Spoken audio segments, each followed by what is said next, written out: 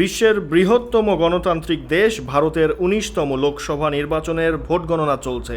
এতে দেখা যাচ্ছে ক্ষমতাসীন বিজেপি নেতৃত্বাধীন এনডিএকে বিভিন্ন রাজ্যে কংগ্রেস নেতৃত্বাধীন জোট ইন্ডিয়া জোটের প্রতিরোধের মুখে পড়তে হচ্ছে। বেশিরভাগ জায়গায় হাড্ডাহাড্ডির লড়াইয়ের আভাস পাওয়া যাচ্ছে। অনেক ভালো করছে কংগ্রেস। এমন খবরের প্রশ্নের মুখে পড়তে যাচ্ছে আলোচিত বুথ ফেরত জরিপ। ভোট শেষে ১ জুন বুথ ফেরত জরিপে বলা হয়েছিল বিজেপি ও এনডিএ গতবারের চেয়েও ভালো করে ৪০০ আসনের কাছাকাছি পৌঁছে যাবে, কিন্তু বাস্তবে এই পরিমাণ আসনের আশেপাশেও যাচ্ছে না। ফলে বুথ ফেরত জরিপকে বিজেপি প্রভাবাধীন বলে সমালোচনা করতে শুরু করেছেন অনেকে।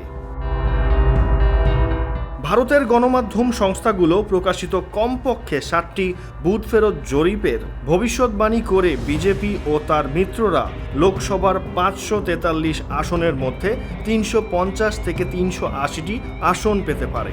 এতে উচ্ছ্বাসের ঢেউ বয়ে যায় বিজেপি শিবিরে। নরেন্দ্র মোদীও দেশবাসীকে এক প্রকার বিজয়ের বার্তা ছড়িয়ে দেন। তবে জরিপের তথ্য নিয়ে অনেকটাই চুপ ছিলেন কংগ্রেস নেতা রাহুল গান্ধী সহ ইন্ডিয়া জোটের শীর্ষ নেতারা। গণনার জন্য ভোটের ঝাঁপি খোলার পর থেকে ধীরে ধীরে ভুল প্রমাণিত হতে যাচ্ছে বুথ ফেরত জরিপের ফল।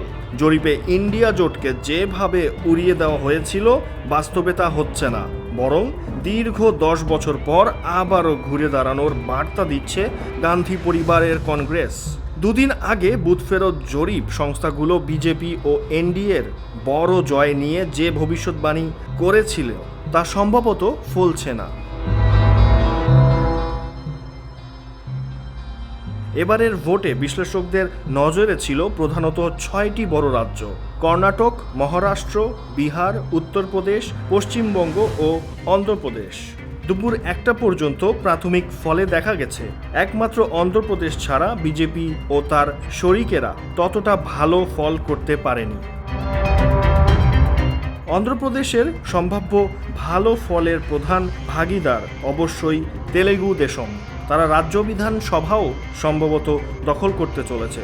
কিন্তু বাকি ৫ রাজ্য, যা এবার ব্যাটেল গ্রাউন্ড স্টেট হিসেবে পরিচিতি পেয়েছে, সেখানে বিজেপির হাল বেশ খারাপ। সবচেয়ে বড় বিস্ময় জাগিয়েছে উত্তরপ্রদেশ, যে রাজ্য থেকে বিজেপি এবার ৭০ থেকে ৭৫ আসন পাবে বলে আশা করেছিল। সেখানে প্রাথমিক ফলে দেখা যাচ্ছে ইন্ডিয়া জোট ৪৩ আসনে এগিয়ে রয়েছে।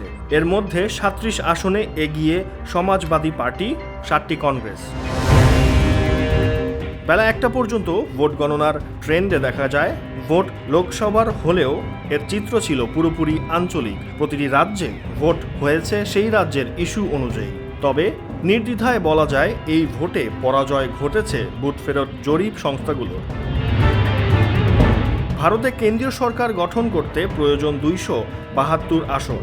বিজেপি নেতৃত্বাধীন এনডিএ অনেকটা এগিয়ে আছে বটে, কিন্তু ব্যবধান কম হওয়ায় খুব বেশি স্বস্তিতে নেই বিজেপি নেতৃত্বাধীন এ জোট।